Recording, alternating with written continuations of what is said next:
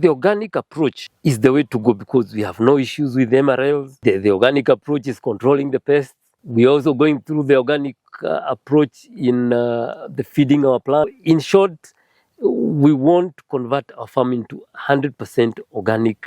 With the other approaches, yes, we were doing sprayings after every 14 days, which became very expensive, very involving, interfering with our programs. Yes. Because every other 14 days, we are going into spraying. We are a full-time avocado farm. Previously, we were having challenges with pest issues. The FCM, the fruit flies. The FCM is the one that in its cycle, the pupa, it pupates from the ground. And how do we tell the population has come down? We have traps all over. And we started noticing reduction in the pests that are being trapped. Welcome, Fred, to Haki Farm. Asante. Karibu. Asante. Yeah, so basically what we're doing here, yes, we are a full-time avocado farm. This is Haki Farm. I've told you this is Haki Farm. Previously, we were having challenges with pest issues. The FCM, the fruit flies, it was a big challenge. What has made this possible? Okay, initially we had a challenge. Because the conventional way of dealing with the pests, both the FCM yes, and the fruit flies, those are the main pests that have been a big issue. And then lately we've been having the parasimites. When did it start attacking?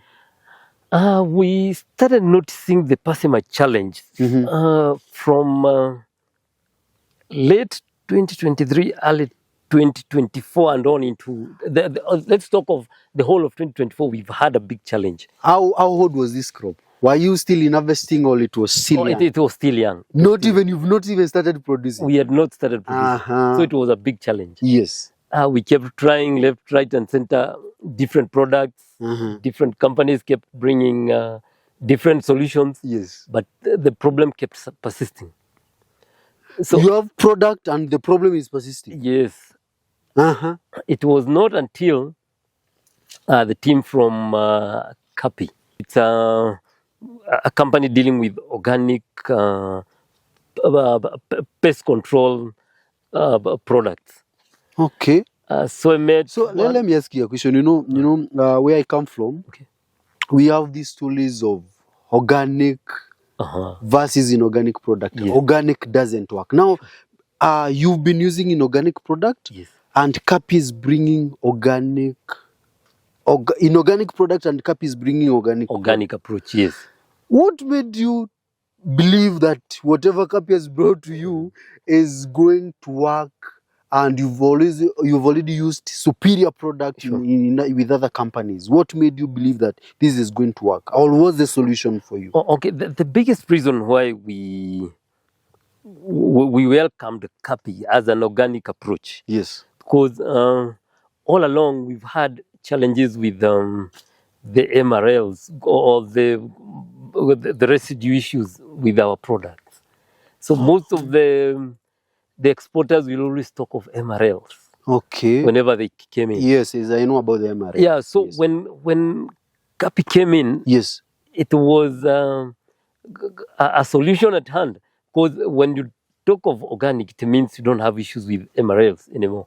And are you engaging Kapi on a desperation point as a farmer, or at what point did you feel it was good now to engage them? Somehow it was a desperate point. Yes. Because see, the biggest challenge that we were facing, we were only dealing with one stage of our pests. That's where you're seeing traps all over here, the blue, yellow cards all over. Yes. That means we were only dealing with the adults. With the adult, yes. And we were ignoring the other insta stages. Majorly the pupa stage. Yes. Because the larva is the one that is the larva that damages the fruits. Yes. So we were doing the pesticide, the sprays, we were doing the traps. That means we were dealing with the larva and the adult. Yes. But we were ignoring the pupa, which is also an important stage in the cycle, in the pest cycle. Yes, yes. So when Kapi came in with the flower dust, The flower dust. The first product they are calling is a flower dust. the flower dust is the first product that they introduced, because Is the flower dust just a name of a product, or it's just a dust like its name? Oh no, it's a dust from a product.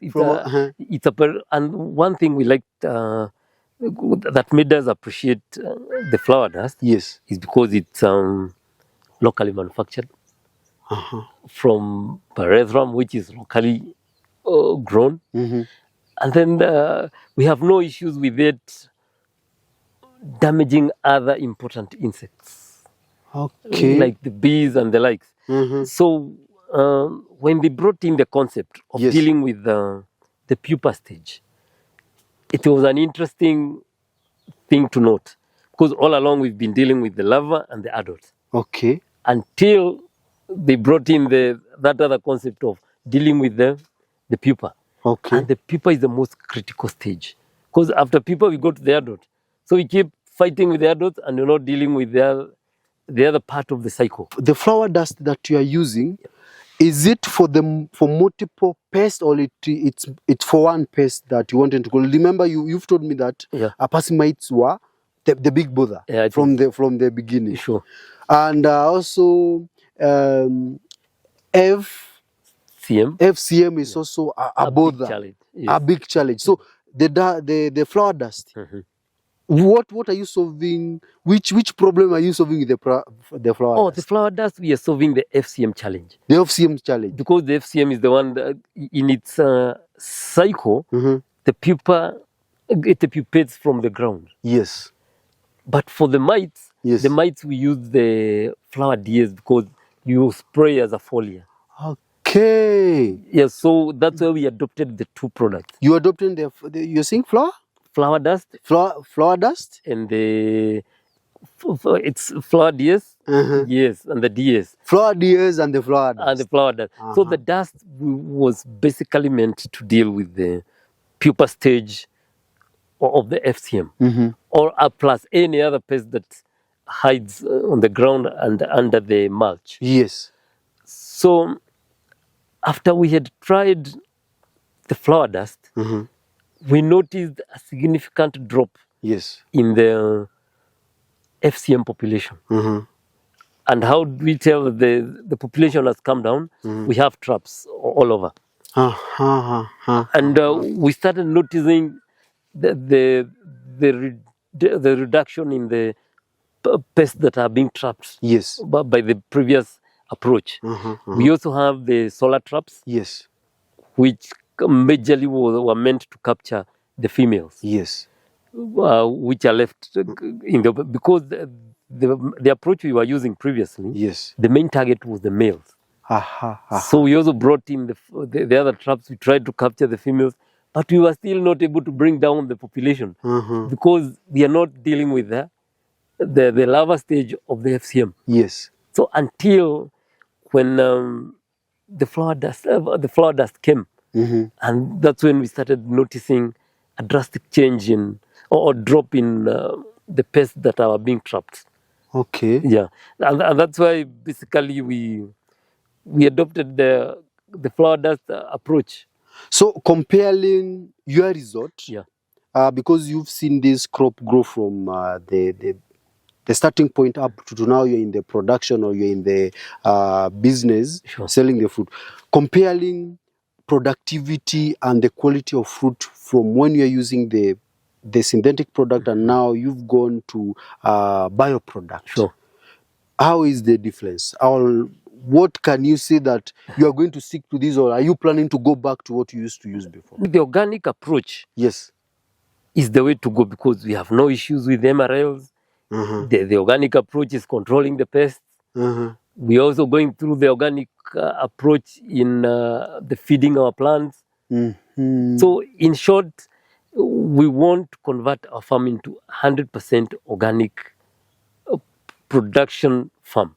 Okay. So if we are able to handle the pests organically, the rest we are easy.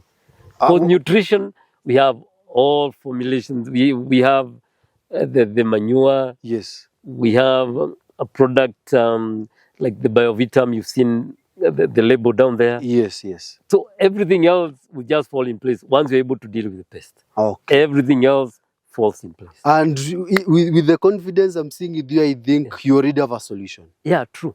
We already have a solution. And like we've completed our harvesting earlier this week. Yes. And I think if you can look around, you'll see we harvested almost 100%. You harvested 100%, almost about 99% of all the fruits that were in the field were grade 1. Okay. No pest attack.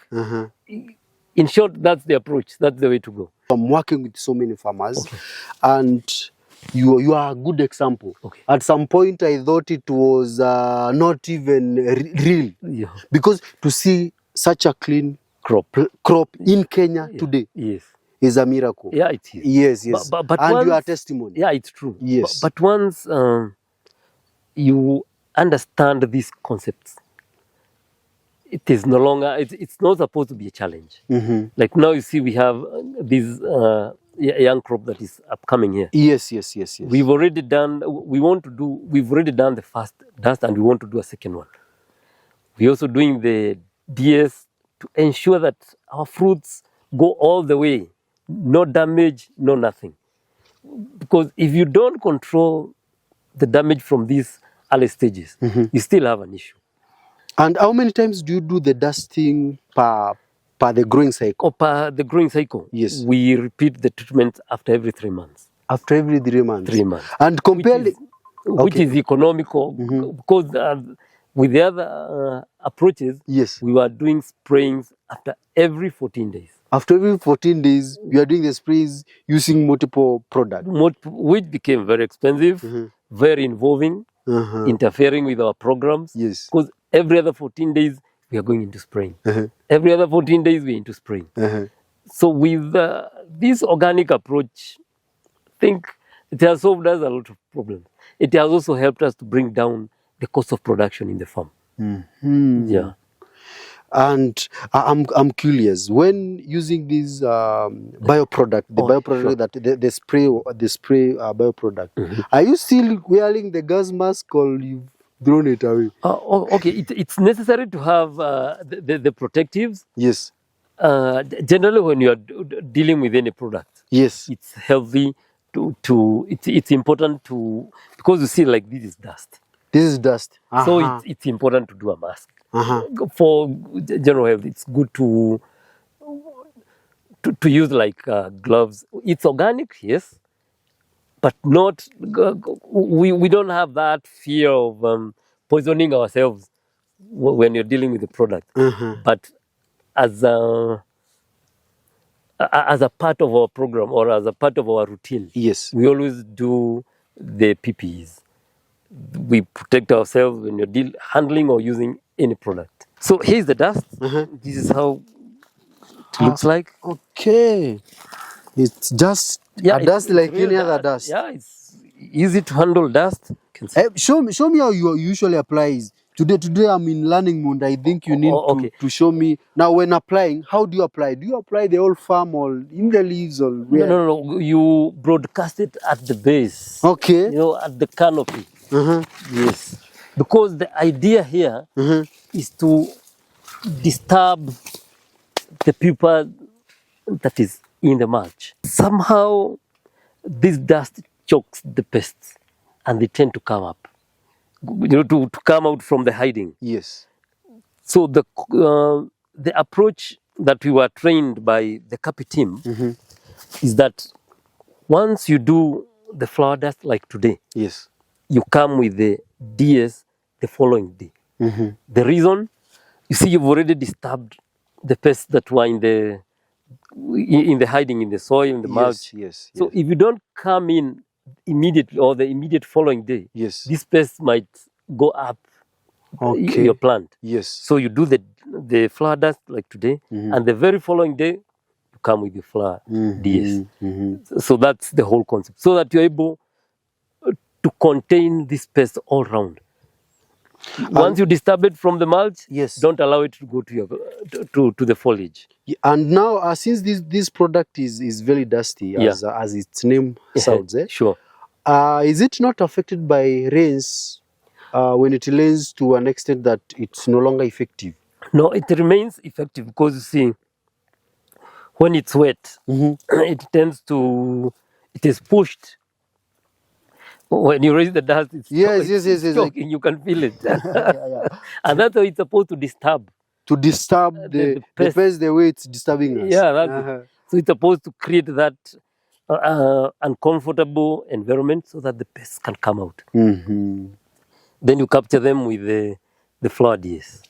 Thank you. The very following morning. I think now I've gotten enough information. Sure. A very good review from the farmer. Sure. Let me meet Kapi. All right. So that I can carry the product with me. Sure.